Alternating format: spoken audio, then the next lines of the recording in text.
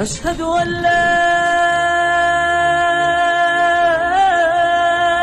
إله إلا الله ونعوذ بالله من شرور أنفسنا ومن سيئات أعمالنا من يهده الله فلا مضل له ومن يضلل فلا هادي له وأشهد أن لا إله إلا الله وحده لا شريك له وأشهد أن محمدا عبده ورسوله يا أيها الذين آمنوا اتقوا الله حق تقاته ولا تموتن إلا وأنتم مسلمون يا أيها الناس اتقوا ربكم الذي خلقكم من نفس واحدة وخلق منها زوجها وبث منهما رجالا كثيرا ونساء واتقوا الله الذي تساءلون به والأرحام إن الله كان عليكم رقيبا يا أيها الذين آمنوا اتقوا الله وقولوا قولا سديدا يصلح لكم أعمالكم ويغفر لكم ذنوبكم ومن يطع الله ورسوله فقد فاز فوزا عظيما أما بعد فإن أصدق الكلام كلام الله وأحسن الهدي هدي محمد صلى الله تعالى عليه وسلم وشر الأمور محدثاتها وكل محدثة بدعة وكل بدعة ضلالة وكل ضلالة في النار من يطع الله ورسوله فقد رشد واهتدى ومن يعص الله ورسوله فقد ضل وغوى اللهم صل على محمد وعلى آل محمد كما صليت على إبراهيم وعلى آل إبراهيم إنك حميد مجيد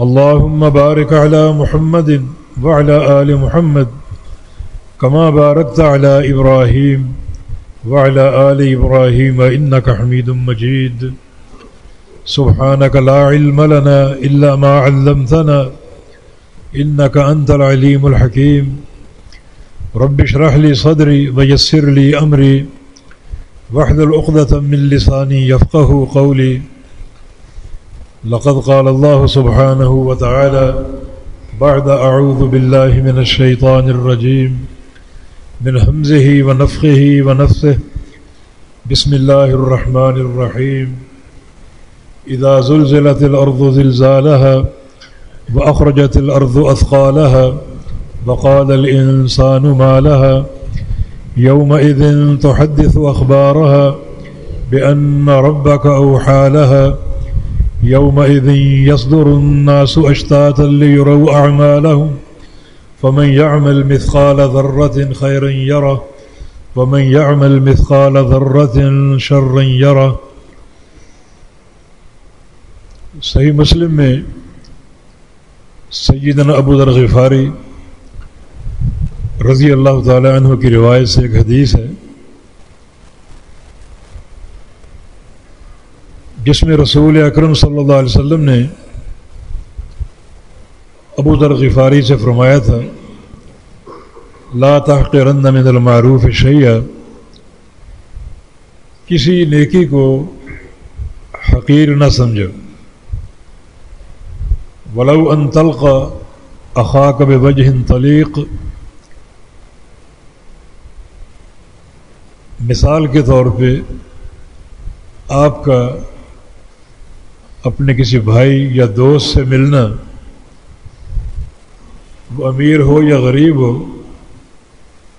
کسی بھی برادری یا قومیت کا ہو، اس سے ملنا کشادہ پیشانی کے ساتھ، خوشی اور مسرت کے جذبات کے ساتھ. تو اس حدیث میں رسول کریم صلی اللہ علیہ وسلم نے یہ تعلیم دی ہے کہ کسی نیکی کو حقیر نہ جانا جائے. ہر نیکی عظیم الشان ہوتی ہے،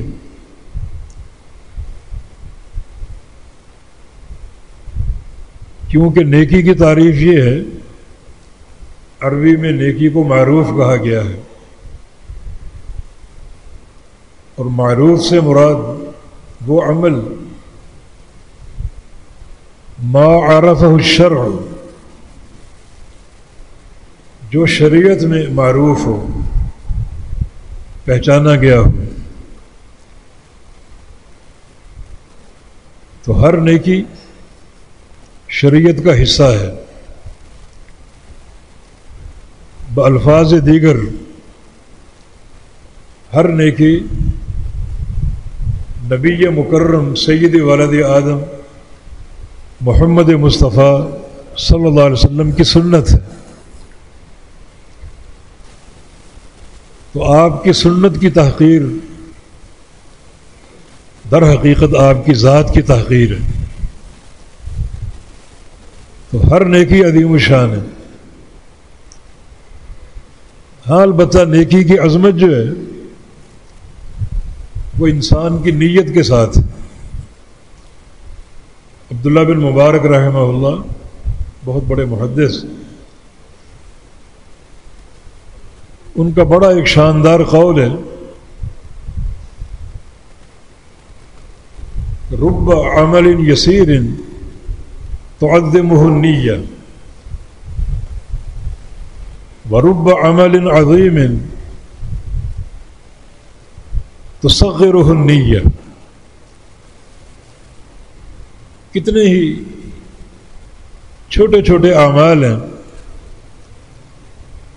جنہیں انسان کی نیت عظمت کا پہاڑ بنا دیتی۔ ذرے جیسا عمل پہاڑ بن جاتا ہے، اور کتنے ہی بڑے بڑے اعمال ہیں جنہیں انسان کی نیت بالکل چھوٹا اور حقیر بنا دیتی ہے، اور وہ انسان کے لیے کسی کام کے نہیں رہتے۔ تو فرمایا کہ کسی عمل کو حقیر نہ جانو، ہر عمل عظیم الشان ہے، اور اگر انسان کے عمل کے ساتھ انسان کی نیت اچھی نیت کار فرما ہے تو اس عمل کی عظمت کی نہ کوئی حد ہے اور نہ کوئی حساب ہے۔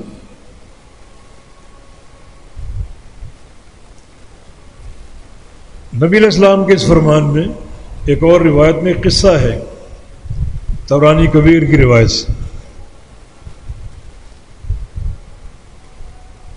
جابر بن سلیم رضی اللہ عنہ سے روایت ہے کہ ایک شخص نبی علیہ السلام کی خدمت میں حاضر ہوا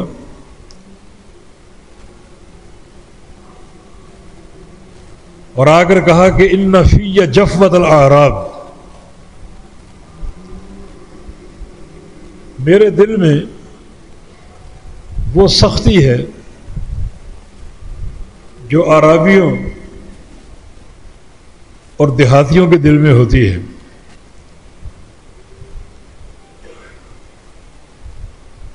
اس سختی کے ہاتھوں میں پریشان ہوں، مجھے اس کا علاج درکار ہے، مجھے دل کی نرمی، رقت قلبی مطلوب ہے۔ تو اسے رسول اللہ صلی اللہ علیہ وسلم نے یہ جواب دیا کہ لا تحتقر من المعروف شیئا، اگر دل کی سختی کا علاج چاہتے ہو تو کسی نیکی کو حقیر نہ جانو۔ ہر نیکی عظیم الشان ہے، کیونکہ نیک عمل کی تعریف ہی یہ ہے جو شریعت میں جانا پہچانا گیا ہو، جو شریعت کو معلوم ہو۔ تو شریعت تو اللہ تعالیٰ کی بنائی ہوئی ہے، شریعت تو اس کے رسول کی سنت ہے، تو اللہ تعالیٰ کا مقرر کردہ عمل حقیر نہیں ہو سکتا۔ اور اس کے حبیب کی سنت چھوٹی نہیں ہو سکتی. ایک انسان اگر ہر نیکی کے لیے اپنے اندر یہ سوچ پیدا کر لے کہ یہ عمل نیکی ہے،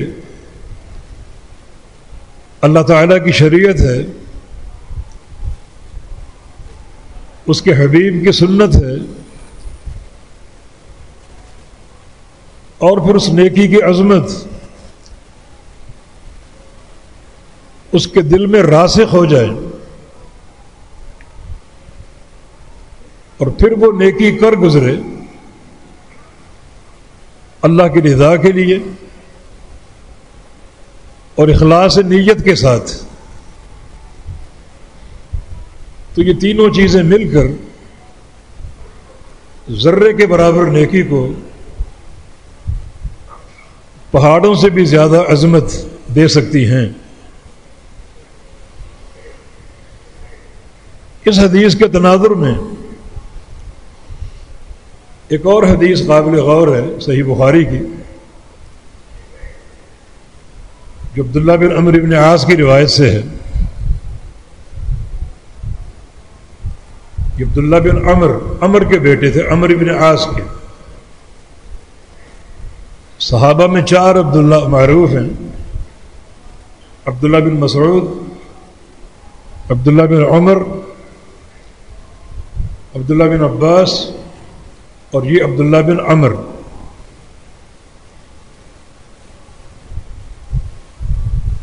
ان کے ساتھ ایک نقطہ، منفرد نقطہ یہ ہے کہ ان کے باپ عمر ان سے 12 سال بڑے تھے بس،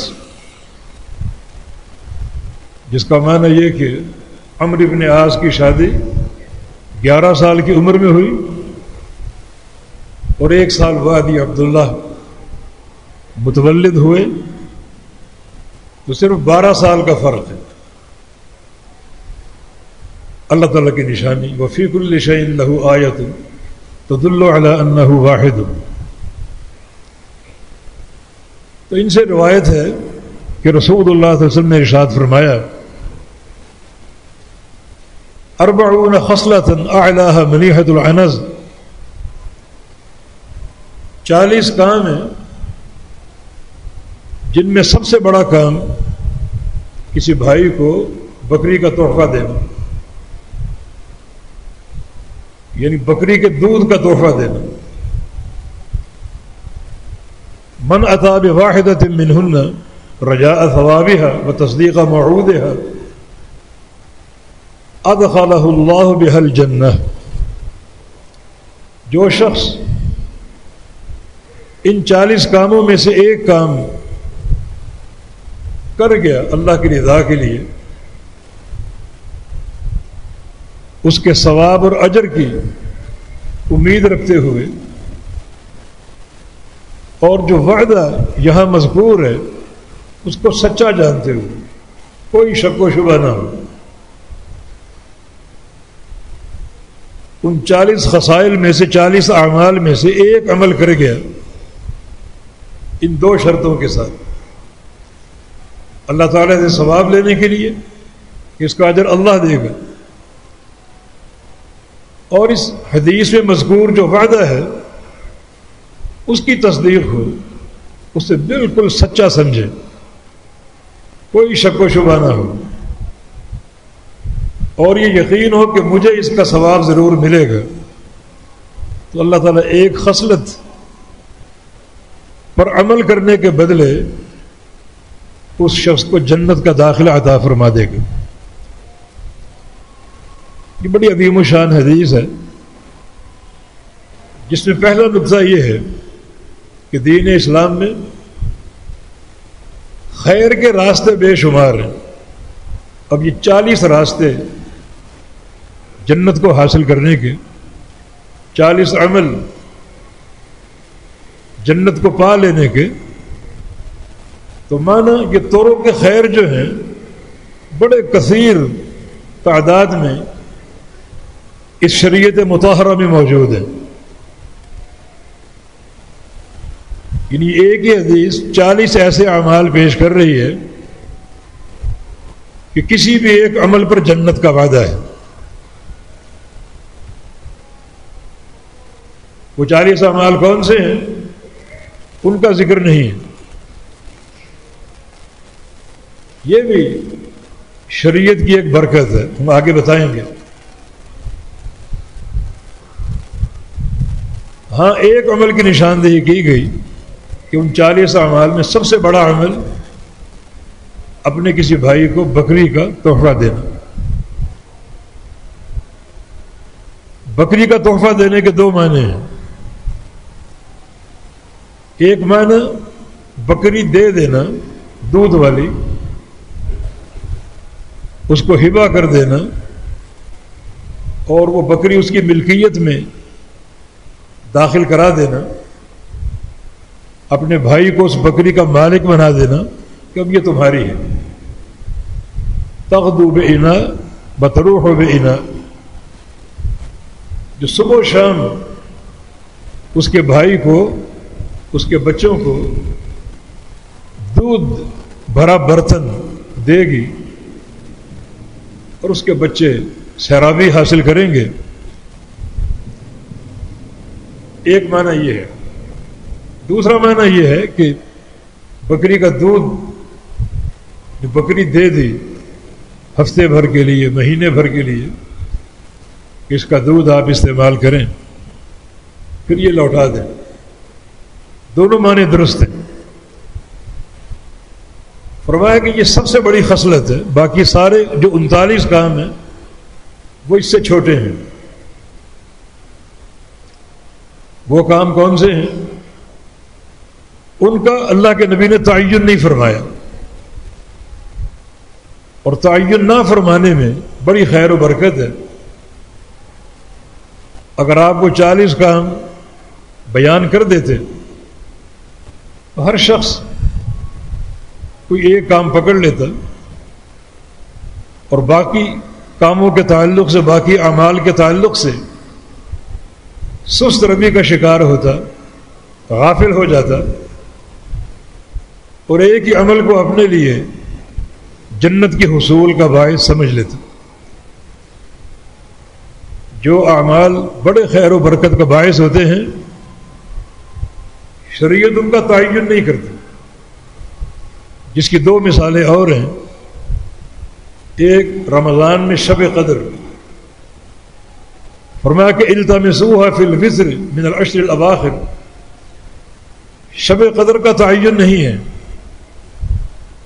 آخری عشرے میں اس کو تلاش کرو 5 طاق راتوں میں، تاکہ شب قدر کو پا لینے کے شوق میں انسان ان 5 راتوں میں جاگیں. اگر تعین ہو جاتا تو لوگ باقی راتوں کے تعلق سے غافل ہو جاتے اور ایک ہی رات کو جو شب قدر ہے اسے اختیار کر کے بیٹھ جاتے. تو 5 راتوں کا احیاء ہو، 5 راتوں میں جو شب بیداری ہے وہ ہو، تاکہ انسان کے لیے اجر اور خیر کثیر کمانے کے زیادہ سے زیادہ موقع بن جائیں. یہ بھی شریعت کی ایک برکت اور سماحت کہ شب قدر کا تعین نہیں کیا، تاکہ ایسا نہ ہو کہ لوگ اسی رات کو اختیار کر لیں اور باقی راتوں سے غافل ہو جائیں. اسی کی خیر و برکت ہے کہ مساجد میں کثرت سے لوگ اعتکاف کرتے ہیں 10 کی 10 راتیں، اور اعتکاف کا جو اصل مقصد ہے وہ شب قدر کو حاصل کرنا، کہ انسان دنیا سے کٹ جائے اور مسجد کے کونے کو اختیار کر لے. اس عظیم رات کو پانے کے لیے لیلۃ القدر خیر من 1000 شہر، یہ ایک رات 1000 مہینے کی عبادت سے افضل ہے. برابر نہیں بلکہ افضل ہے. کتنی افضل ہے اس کا بھی تعین نہیں ہے. جتنا آپ میں اخلاص ہو، جتنی جستجو ہو، جس قدر شوق ہو، اسی قدر یہ فضیلت بڑھتی جائے گی. یہ اس کی ایک مثال ہے کہ شریعت مطہرہ نے اس بابرکت رات کا تعین نہیں کیا تاکہ لوگ 10 کی 10 راتیں یا کم از کم 5 راتیں پوری طرح شب بیداری اختیار کریں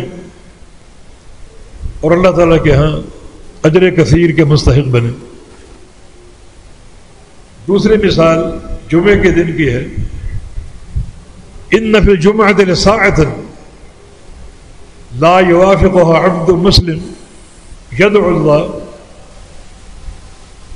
جمعے میں ایک گھڑی ہے چھوٹی سی، نبی علیہ السلام انگلیوں کے اشارے سے ظاہر کرتے وہ گھڑی بہت چھوٹی مختصر ہے، جس مسلمان بندے کو وہ گھڑی مل جائے دعا کے ساتھ تو جو بھی دعا وہ کر رہا ہوگا اللہ قبول کر لے گا، وہ دنیا کی خیر ہو آخرت کی خیر ہو، جو دعا وہ کرے گا اللہ تعالیٰ قبول کر لے گا۔ اس گھڑی کا بھی تعین نہیں ہے، ورنہ لوگ اپنی دعا کی قبولیت کے لیے اگر تعین ہوتا اس گھڑی کو اختیار کر لیتے اور باقی اوقات سے غافل ہو جاتے۔ وہ گھڑی کون سی ہے؟ اس میں علماء کا بے تحاشا اختلاف ہے، 40 کے قریب اقوال ہیں، مگر سب سے معتبر قول جو ہے وہ یہ ہے کہ جمعے کے دن عصر کی نماز سے لے کر مغرب تک اس دورانیے میں وہ گھڑی موجود ہے۔ جو بندہ اس دورانیے میں اللہ تعالیٰ کی عبادت کر رہا ہو، مانا دعائیں کر رہا ہو، اور دعا کرتے کرتے وہ گھڑی پا لے قبولیت کی، اللہ تعالیٰ وہ دعا قبول کر لے گا، یقیناً وہ رد نہیں ہوگی۔ تو اس گھڑی کا بھی تعین نہیں ہے تاکہ لوگوں کو زیادہ سے زیادہ دعا کرنے کا موقع دیا جائے اور وہ زیادہ دعا کر کے رب تعالیٰ کا قرب حاصل کر لیں۔ اسی طرح یہ 40 خصلتیں چھوٹی چھوٹی، سب سے بڑی خصلت یہ ہے کہ 2-4 دن کے لیے 1-8 مہینے کے لیے اپنے کسی غریب بھائی کو اپنی بکری دے دو کہ تم اس کا دودھ استعمال کرو۔ اس دوران اگر اس کی اون بڑھ جائے تو اون کٹوا کر تم اپنے کسی لباس وغیرہ کے کام میں لے آؤ۔ یہ سب سے بڑی خصلت ہے، باقی کام اس سے چھوٹے ہیں۔ وہ کون کون سے ہیں؟ واللہ اعلم۔ اس حدیث کا ایک راوی حسان ابن عطیہ رحمہ اللہ علماء تابعین میں سے، اس کا قول ہے کہ میں نے وہ خصائل شمار کرنے کی کوشش کی تو 15 سے آگے نہ بڑھ سکا۔ شریعت کی گہرائی ہے، علماء نے بہت کوشش کی ان خصائل کو ذکر کریں، مگر وہ کوشش جو ہے وہ سمجھیں کہ اندھیرے میں تیر چلانا ہے۔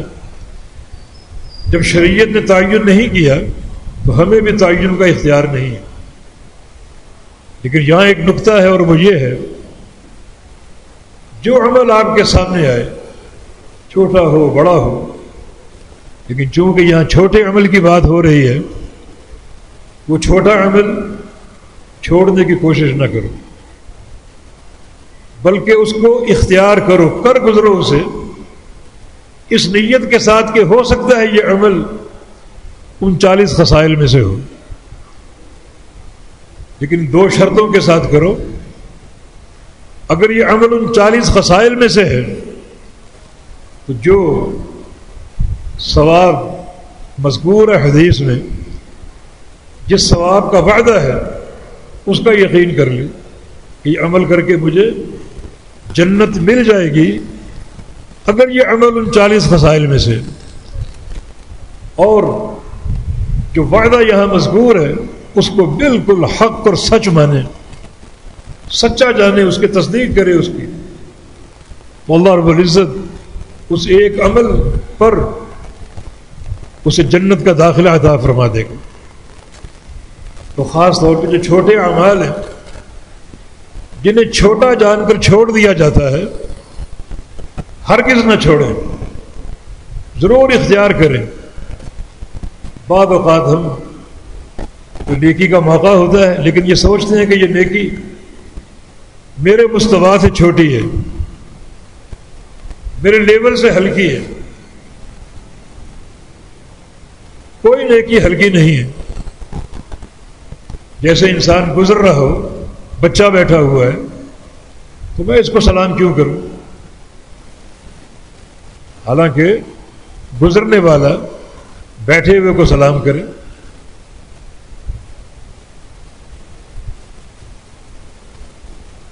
علماء سلف میں سے ایک شخص نے، جو سواری پر سوار تھا، ایک بیٹھے ہوئے شخص کو سلام کیا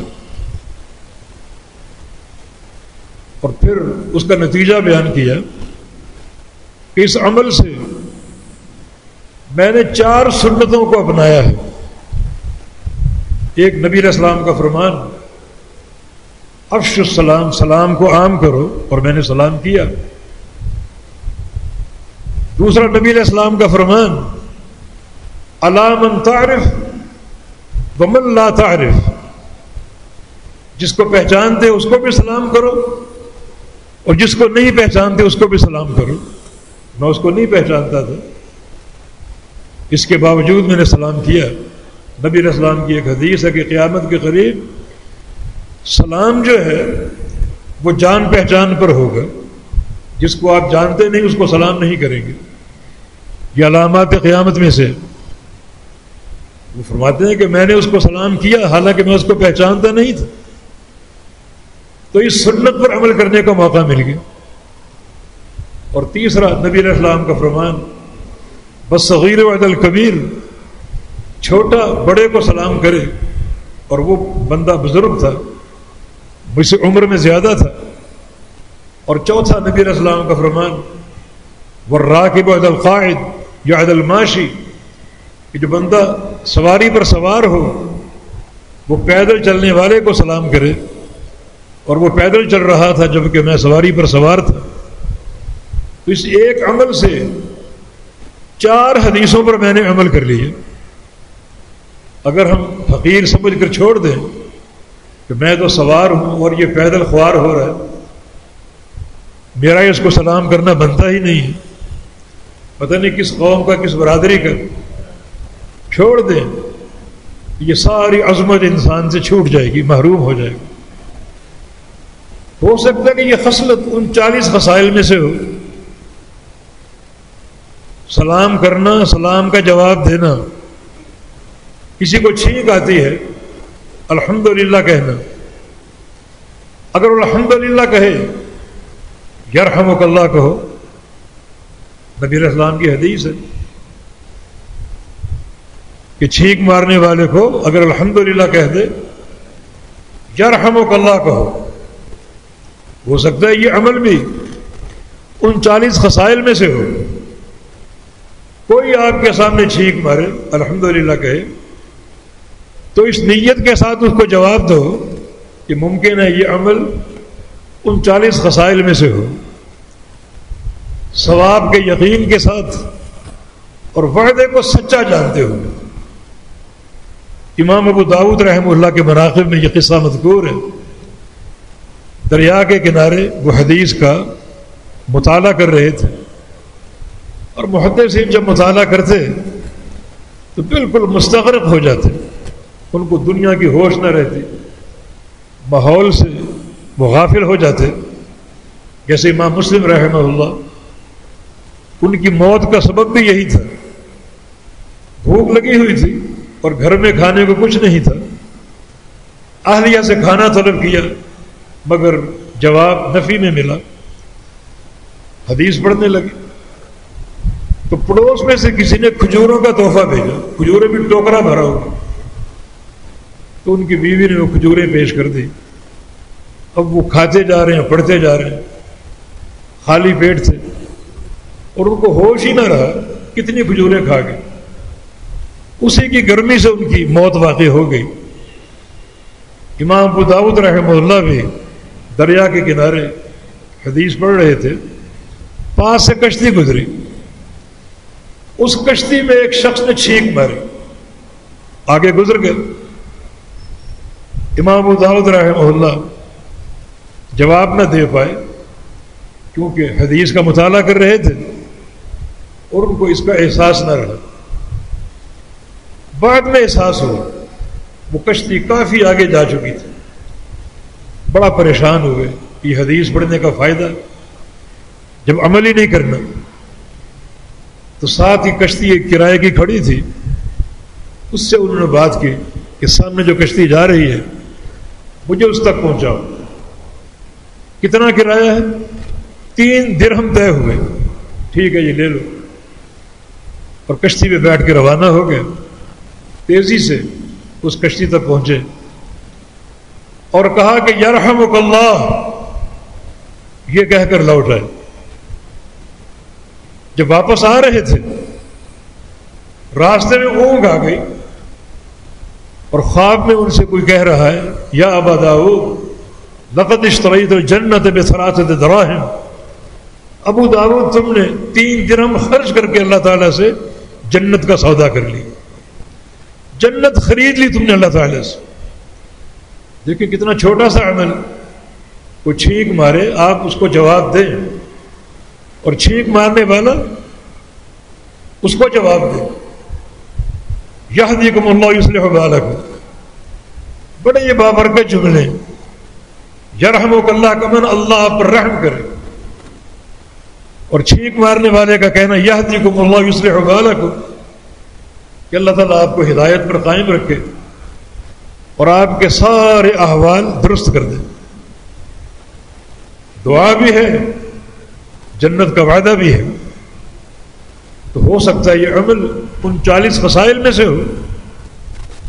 مسجد میں داخل ہو، دایاں پاؤں اندر داخل کریں اور دعا پڑھیں نبی علیہ السلام پر درود پڑھ کر، اللہم افتح لی ابواب رحمتک، یا اللہ میرے لیے رحمت کے دروازے کھول دے. اور بالکل دل میں یہ نیت کر سکتے ہیں کہ ہو سکتا ہے یہ عمل بھی 39 خصائل میں سے ہو. مسجد سے نکلیں تو بایاں پاؤں اپنا باہر نکالیں اور دعا پڑھے اللہم انی اسألک من فضلک، یا اللہ میں تجھ سے تیرے فضل کا سوال کرتا ہوں. یہ سوچ کر کے ہو سکتا ہے یہ عمل بھی 39 خصائل میں سے ہو.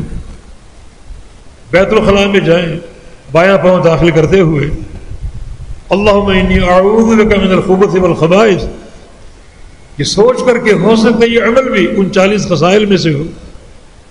باہر نکلیں تو دایاں پاؤں باہر پہلے نکالیں، یہ دعا پڑھیں غفرانک، یا اللہ تجھ سے گناہوں کی بخشش چاہتا ہوں. یہ سوچ کر کے ہو سکتا ہے یہ عمل بھی 39 خصائل میں سے ہو.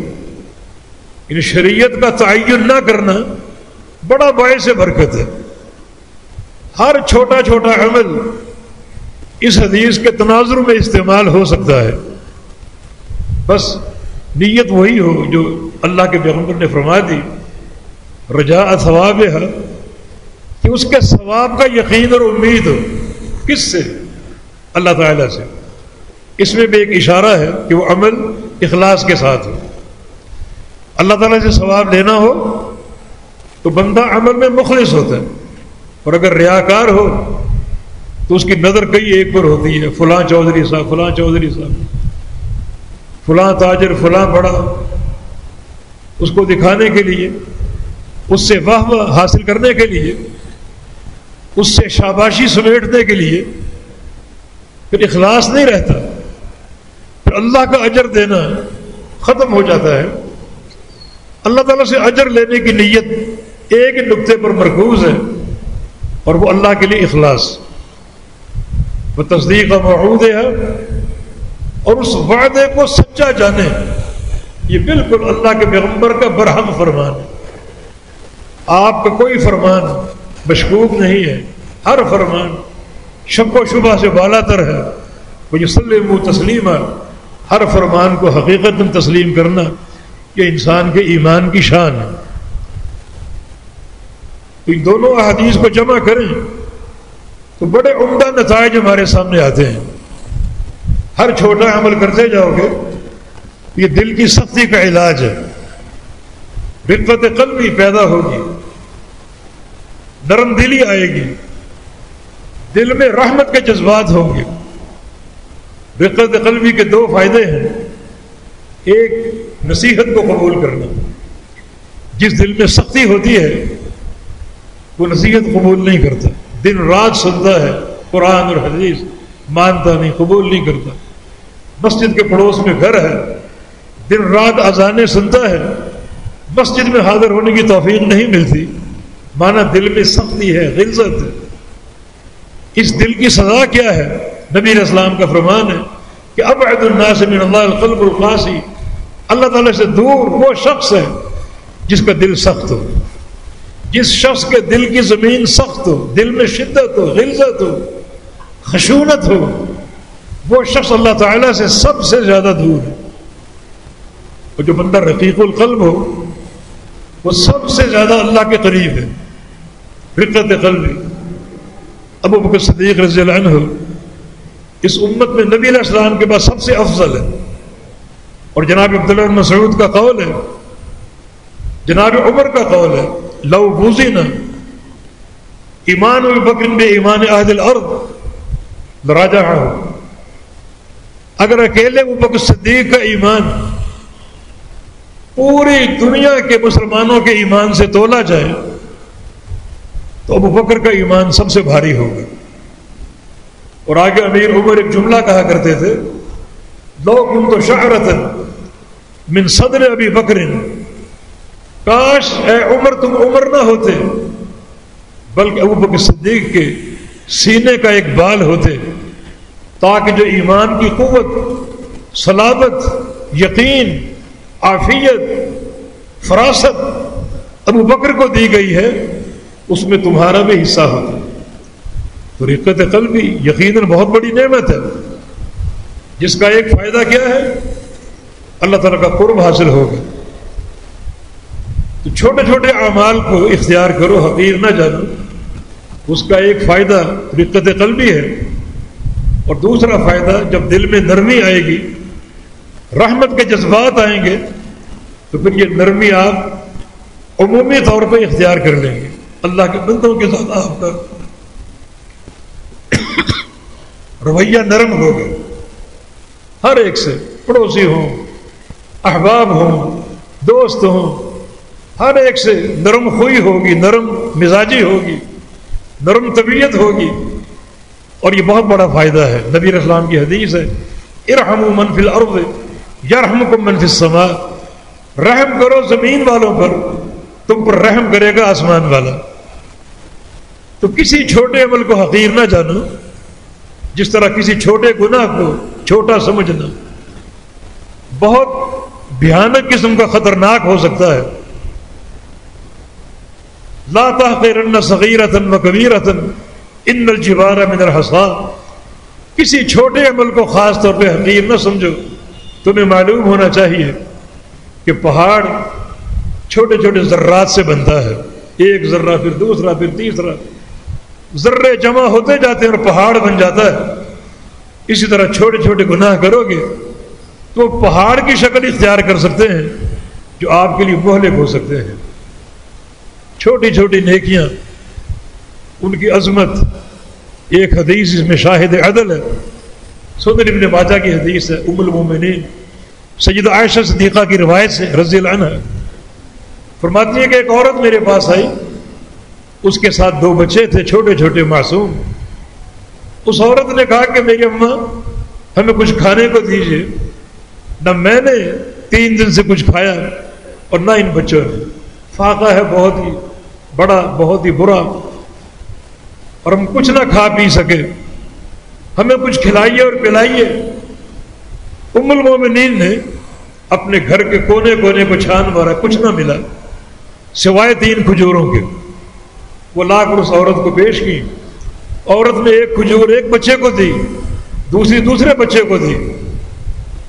بچے جھٹ پٹ کھا گئے. اب عورت خود کھانے لگی تو اپنے بچوں کی نگاہوں کو دیکھا، بڑی حریص نگاہوں کو. اس کھجور کو دیکھ رہے تھے، ہمیں یہ مل جائے. تو اس خاتون نے وہ بھی 2 ٹکڑے کر کے دونوں بچوں کو کھلا دیا اور خود بھوکی رہی.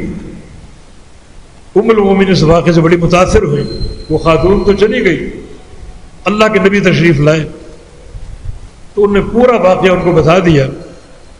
اب یہاں نبی علیہ السلام کی طرف سے 2 جملے وارد ہیں اس خاتون کے اس عمل پر. فرمایا کہ ما عجبک، عائشہ تم کیا تعجب کر رہی ہو، تمرۃ ادخلتها الجنہ، یہ ایک کھجور اس خاتون کے لیے جنت کے داخلے کا باعث بن گئی. لگتا ہے کہ یہ چھوٹا سا عمل تو ہے، مگر یہ بھی ان 40 خصائل میں سے ہو سکتا ہے. کوئی سائل آ جائے، کوئی بھوکا آ جائے، کوئی ضرورت مند آ جائے، اسے ایک کھجور ہی پیش کر دو اس نیت کے ساتھ کہ ممکن ہے یہ عمل ان 40 خصائل میں شامل ہو اور میرے لیے جنت کے داخلے کا باعث بن جائے. اس کی تائید ایک حدیث سے بھی ہے. نبی علیہ السلام کا ارشاد گرامی صحیح بخاری کی حدیث ہے. فرمایا جب قیامت قائم ہوگی تو ما منکم من احد الا وسيكلمه ربه وليس بينه وبينه ترجمان، تم سب سے تمہارے رب نے باتیں کرنی اور باتیں اس طرح کرنی کہ اللہ تعالیٰ اور بندے کے درمیان کوئی ترجمان نہ ہوگا. ينظر الى ايمن منه فلا يرى الا ما قدم، اب وہ انسان دائیں بائیں جھانکے گا، دائیں طرف دیکھے گا تو اس کے اعمال ہوں گے نیکیوں کی صورت میں، اور بائیں طرف دیکھے گا تو اس کے اعمال ہوں گے گناہوں کی صورت میں، اور سامنے دیکھے گا تو لا یرا الا النار، سامنے جہنم ہوگی دہکتی ہوئی آگوں کے ساتھ، چنگاریاں باہر پھینکتی ہوئی، شعلے جو ہے وہ برساتی ہوئی، سامنے جہنم کی آگ ہوگی. تو اس موقع پر نبی علیہ السلام نے فرمایا اتقوا النار ولو بشق تمرہ فإن لم يجد فبكلمة حسنہ، اس آگ سے بچ جاؤ، آدھی کھجور خرچ کر کے، آدھی کھجور بھی نہ ملے تو اپنے کسی بھائی کو کلمہ خیر کہہ دو، اچھائی کی بات کہہ دو، کوئی نصیحت کر دو، کوئی اچھی بات اس کو سنا دو، تو وہ کلمہ خیر بھی تمہارے لیے جہنم سے بچاؤ کا ذریعہ بن سکتی. تو اس خاتون کا یہ واقعہ، اس نے وہ ایک کھجور جو خود کھانا چاہتی تھی، خود بھوکی تھی، مگر بچوں کو ترجیح دی. بچے اللہ کی مخلوق ہیں، اللہ کی مخلوق پر ترس آ گیا، پیار آ گیا، خود نہ کھائی اور بچوں کو دے دی. اللہ نے اس عمل کو قبول کر لیا اور اس عورت کے لیے جنت کا فیصلہ فرما دیا. ایک اور حدیث میں نبی صلی اللہ علیہ وسلم کا یہ جواب بھی مذکور ہے. جب ام المؤمنین نے یہ واقعہ بتایا تو رسول اللہ صلی اللہ علیہ وسلم نے ارشاد فرمایا یہ عورتیں بڑی عجیب ہیں، حاملات والدات مرضعات رحیمات باولادہن لولا ما تأتین الی ازواجہن لتدخل مصلیاتہن الجنہ. یہ عورتیں حمل کی تکلیف سے گزرنے والی، 9 مہینے حمل کی تکلیف اٹھانے والی، والدات ڈلیوری کی تکلیف برداشت کرنے والی، وضع حمل کی، مرضعات اور 2 سال بچوں کو دودھ پلانے کی تکلیف سے گزرنے والی، یہ سارے مراحل بڑے تکلیف دہ ہیں. حمل کی تکلیف بھی، وضع حمل کی تکلیف بھی، اور رضاعت کی مدت بھی تکلیف دہ جو ہے وہ سارے مسائل، سارے امور ہیں. یہ عورتیں بڑے صبر کے ساتھ ان مسائل کو برداشت کرتی ہیں. رحیمات باولادہن، اپنے بچوں کے ساتھ شفقت سے پیش آنے والی اور بڑے رحم کے جذبے سے پیش آنے والی، بچوں کو اپنے اوپر ترجیح دینے والی. لولا ما تأتین الی ازواجہن لتدخل مصلیاتہن الجنہ. بس یہ عورتیں اگر 2 کام کر لیں، نمبر 1 اپنے شوہروں کے ساتھ بدسلوکی نہ کریں، اور نمبر 2 نماز کی پابندی کریں، تو پھر یہ عورتیں جنت کی سوا کہیں نہیں جائیں گی. جن کے اندر یہ شفقت بھرا مادہ ہے، جو ان تکلیفوں سے گزرتی ہیں صبر کے ساتھ اور بچوں کی کفالت اور تربیت کرتی ہیں بڑے صبر کے ساتھ اور ایثار کے ساتھ، اپنے بچوں کو بہت سے امور میں اور بہت سے مسائل میں اپنے اوپر ترجیح دیتی ہیں. بس یہ عورتیں 2 چیزوں کی پابندی کر لیں، اپنے شوہروں کے ساتھ بدسلوکی سے پیش نہ آئیں اور نمازوں کی پابندی کریں پوری امانتداری کے ساتھ، تو ان عورتوں کو جنت کی سوا کوئی ٹھکانہ نہیں ہے. دیکھیں یہ مسائل بظاہر چھوٹے چھوٹے ہیں، لیکن نتیجہ اور ثمرہ جنت کی صورت میں حاصل ہو رہا ہے. تو اللہ کے پیارے پیغمبر کی یہ حدیث جو ہے بہت ہی زیادہ قابل غور ہے. اگر آپ حدیثوں کو پڑھیں گے تو بہت سے مواقع اور بہت سے مسائل آپ کے سامنے آئیں گے. فاحشہ عورت کا پیاسے کتے کو پانی پلا دینا اور وہ جنت کی مستحق بن گئی. اس شخص کا جو ایک راستے سے گزر رہا تھا، صحیح مسلم کی حدیث کے مطابق راستے میں اس نے کانٹے دار جھاڑی دیکھی، اسے ہٹا دیا. فقدر اللہ نے اس کی نیکی قدر کی. فغفر اللہ، اس کو بخش دیا اور اس کے لیے جنت کا فیصلہ فرما دیا. حالانکہ چھوٹا سا عمل، بلکہ اگر آپ غور کریں تو سب سے چھوٹا عمل یہی ہے کہ راہ چلتے کسی موذی شے کو ہٹا دینا، کسی پتھر یا کانٹے کو ہٹا دینا، جس کی دلیل نبی علیہ السلام کے حدیث صحیح بخاری کی الایمان بضع و شعبۃ اعلاها شہادۃ ان لا الہ الا اللہ وادناها اماطۃ الاذى عن الطریق، کہ ایمان کے 70 سے کچھ اوپر شعبے ہیں. سب سے اعلیٰ شعبہ لا الہ الا اللہ ہے، اللہ کی توحید کا، اور سب سے ادنا، سب سے کم تر، سب سے حقیر اور سب سے چھوٹا شعبہ راہ چلتے کسی شے کو ہٹا دینا. تو سب سے چھوٹا یہ شعبہ ہے، سب سے چھوٹا عمل ہے، مگر اس کا درجہ آپ نے دیکھا، اس کا ثواب آپ نے دیکھا کہ اللہ تعالیٰ نے اس کی اس کوشش کی قدر کی اور جنت کا فیصلہ فرما دیا. تو 40 خصلۃ 40 خصائل ہیں، جو بندہ ان میں سے ایک کام کرنے میں کامیاب ہو گیا. بس 2 شرطیں ہیں، رجاء ثوابها، ثواب کا یقین ہو، اور وہ تصدیق موعودها، اور وعدے کو دل سے سچا جانے. ان 2 شرطوں کے ساتھ عمل کر بیٹھا تو اللہ تعالیٰ کے اس کی جزا اور اس کا بدلہ جنت کے سوا کچھ نہیں ہے. اگر آپ احادیث کو دیکھیں تو بے شمار دلائل آپ کو مل سکتے ہیں. جو ہم نے سورہ زلزال پڑھی آپ کے سامنے، اس کی آخری 2 آیتیں، من یعمل مثقال ذرۃ خیرا یرہ ومن یعمل مثقال ذرۃ شرا یرہ، جو بندہ ایک ذرے کے برابر نیکی کر لے قیامت کے دن اس کا ثواب دیکھے گا، وہ نیکی دیکھے گا اجر کی صورت میں، ثواب کی صورت میں، بشرطے کہ اخلاص ہو اور وعدے کی تصدیق ہو. ذرے کے برابر نیکی. ذرے کی تعریف کیا ہے لغت عرب میں؟ ذرہ وہ شے ہے جس سے چھوٹی کوئی شے نہ ہو. لغت عرب میں سب سے چھوٹی شے کو ذرہ کہا جاتا ہے. تو ذرے کے برابر نیکی کر لی، قیامت کے دن دیکھے گا، اللہ ضائع نہیں کرے گا. اللہ تعالیٰ بندوں کے اعمال کو شمار کر رہا ہے، وہ عمل ذرے کے برابر یا پہاڑ کے برابر ہو، ہر عمل گنا جا رہا ہے، ہر عمل کی حفاظت ہو رہی ہے، بشرطے کہ اخلاص پر قائم ہو. اخلاص اگر نہ ہو تو پہاڑ جیسے اعمال بھی ذرے بن کر بکھر جائیں گے.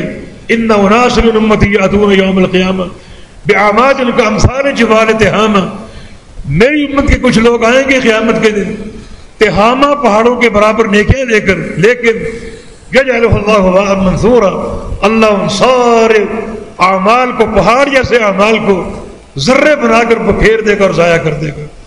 لیکن اگر ذرے کے برابر نیکی ہو، اخلاص پر قائم ہو، وعدے کی سچائی کے ساتھ اور اجر اور ثواب کی امید کے ساتھ، تو وہ ذرے کے برابر نیکی محفوظ ہوگی، اس کا اجر بھی بڑھ چڑھ کر پیش ہوگا اور بندہ اس کو دیکھے گا. وَمَن يَعْمَلْ مِثْقَالَ ذَرَّةٍ شَرًّا يَرَهُ، اور جو بندہ ایک ذرے کے برابر گناہ کر لے، شر کر لے، وہ بھی قیامت کے دن دیکھے گا. اللہ نیکیوں کو بھی گر رہا ہے اور گناہوں کو بھی شمار کر رہا ہے. نہ وہ کسی نیکی کو بھولنے والا ہے اور نہ کسی گناہ کو بھولنے والا ہے. کل جب قیامت قائم ہوگی تو ذرے کے برابر نیکی کو بھی دیکھے گا اور ذرے کے برابر گناہ کو بھی دیکھے گا. تو اس طرح کے بے شمار قرائن اور دلائل آپ کو مل سکتے ہیں. صحیح مسلم کی حدیث کے مطابق رسول اللہ صلی اللہ علیہ وسلم کی ایک حدیث ہے، من صلی علی اخیہ فلہ قیرات ومن شہد دفنہ فلہ قیراتان، جو بندہ اپنے بھائی کا جنازہ پڑھ لے اسے 1 قیرات اجر ملے گا، اور جو تدفین میں شریک ہو، دفن کے لیے قبرستان جائے، اس کو 2 قیرات اجر ملے گا. فاصغر القیرات مثل احد، قیرات چھوٹے بھی ہوتے ہیں بڑے بھی ہوتے ہیں، اور سب سے چھوٹا قیرات احد پہاڑ کے برابر ہے. یعنی صرف بھائی کا جنازہ پڑھا یہ 2-4 منٹ کا عمل ہے، اور ثواب کتنا بڑا، احد کے پہاڑ کے برابر اجر.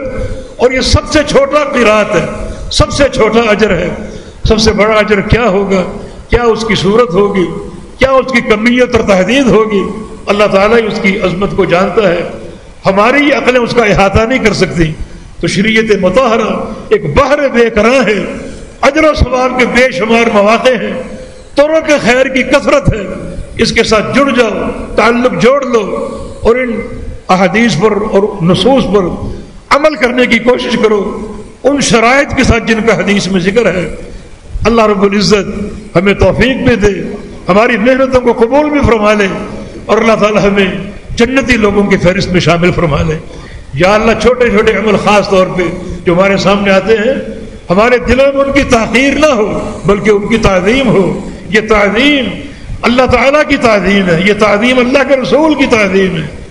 آپ اس کو پھیلاتے جائیں، اجر کے مواقع بڑھتے جائیں گے، پھر اس عمل کو کریں اخلاص نیت کے ساتھ، ثواب کی امید سے اور وعدہ کی سچائی سے، تو اللہ تعالیٰ کی خوشی اور اس کی محبت کی کوئی انتہا نہ ہوگی آپ کے ذہنوں کے اعتبار سے۔ تو اللہ تعالیٰ سے توفیق کی صدا ہے، اللہ ہم سے راضی ہو جائے، جنت کا داخلہ عطا فرما دے۔ یا اللہ ہمارے گناہوں کو معاف فرما دے۔ یا اللہ یہاں بیٹھے ہر شخص کو اپنی رحمت سے ڈھانپ لے، اور جب یہاں سے باہر نکلے تو ہر شخص بخشا ہوا ہو اور تیری طرف سے معاف کر دیا گیا ہو۔ اقول قولی ھذا واستغفر اللہ لی ولکم وآخر دعوانا الحمد للہ۔